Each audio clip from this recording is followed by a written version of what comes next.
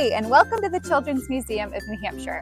I'm going to be showing you a few new and exciting changes that are happening inside. We are going to be building 2 new exhibits inside the museum, so things will look a little bit different for a few months when you come to visit. These new exhibits will be opening in 2025. These new exhibits will be located off the central ramp that runs through the middle of the museum. One exhibit is called Little Farmers, and the other is called the Play Loft. We have had to make some temporary changes while our construction crew is hard at work behind the scenes. Exhibits like Dino Detective and the Airplane Cockpit and Build It Fly It will be back soon, we promise. And other favorites like Raceways and the Post Office have moved to new temporary locations. The ramp to the second floor is currently closed. You can access those exhibits by using either the elevator or the stairs. Caregivers, while you're on the second floor, be sure to check out our new baby feeding room.